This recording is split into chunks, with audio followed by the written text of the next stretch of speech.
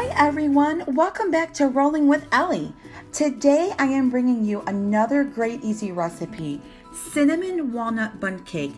This recipe is great for all seasons, especially fall, because it has 2 layers of a very yummy cinnamon, sugar, and nut mixture added to it, and when finished, this moist, delicious cake will leave you wanting seconds. But real quick, before we get started, please consider liking and subscribing and helping me reach my goal of 500 subs before December. Okay, so let's get started. Go ahead and preheat that oven to 350.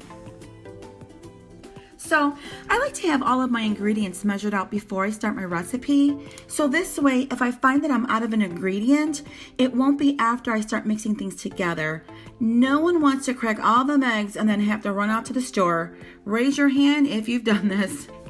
Okay, so in a large bowl, you want to add 1 cup or 2 sticks of softened butter and your 2 cups of sugar and cream together. Now, the butter needs to be soft so it breaks up and mixes well with the other ingredients. Otherwise, when it starts to melt, it will have too many air pockets and your cake won't come out as moist as it should. So next, you want to add your 4 eggs, but 1 at a time, and mixing in between.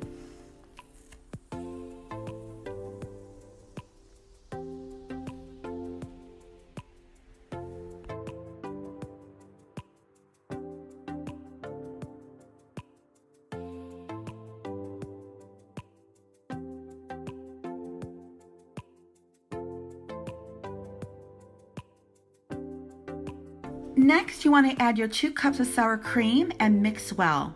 You want your batter to mix well and to be smooth and creamy.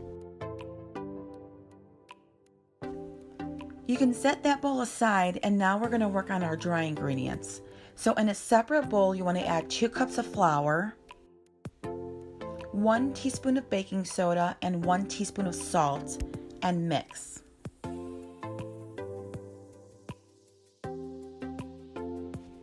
So what we're going to do now is we're going to add our flour mixture to our wet mixture, but not all at once.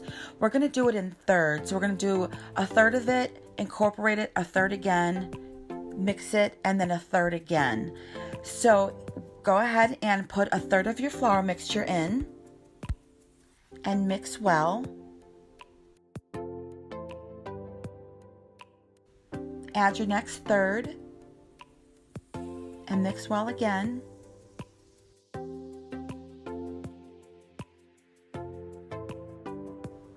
And then your next third. Mix very well.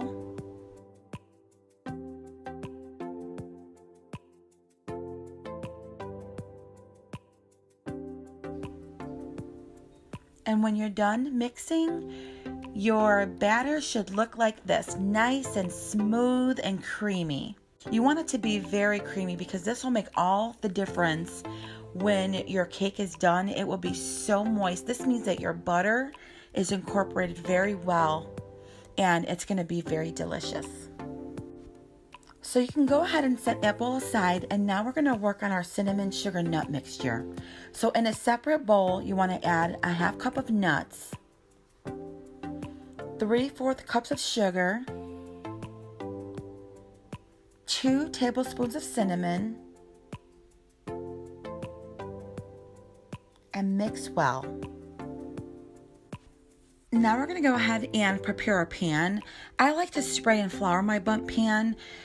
Even though it's non-stick, these bundt pans still stick a little bit, so it just makes it a little easier for me. So go ahead and spray and add your flour and do the little mixy around, tap it, do whatever you got to do to get it even. So how we're going to do this with our batter is in thirds with 2 layers of the nut mixture in between. And if you're thinking, don't worry, follow along with me and I'll show you exactly how I mean.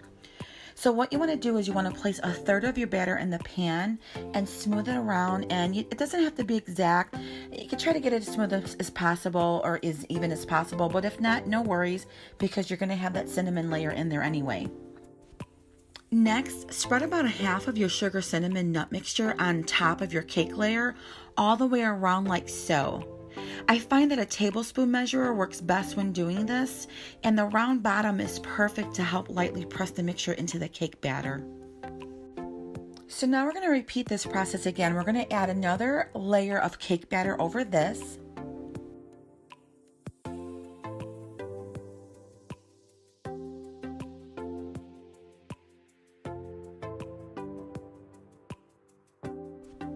And now you want to add the second half of your sugar nut cinnamon mixture.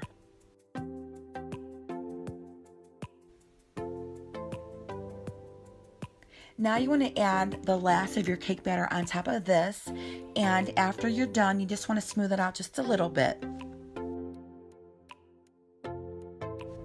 Okay, so this is ready to go into the oven. You can bake this for about 1 hour, but it's good to check on it when you get to about 45 minutes. You can use a toothpick or a fork, and if they come out dry, or you see very minimal cake on it, it's ready to come out.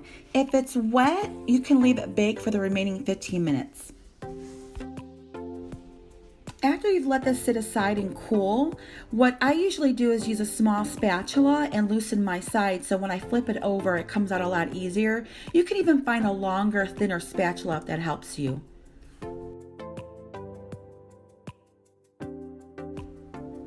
I like to finish this off with some powdered sugar, but sometimes I do use a glaze, and I will be adding a glaze recipe onto this channel soon, so keep an eye out for that. I also like to add some color and do some really nice things with it. I just love to decorate, so I have so much fun with that. And here it is. Doesn't that look delicious? One piece of this and it will rock your world. Okay, everyone, that is it for this episode. I will see you on the next one.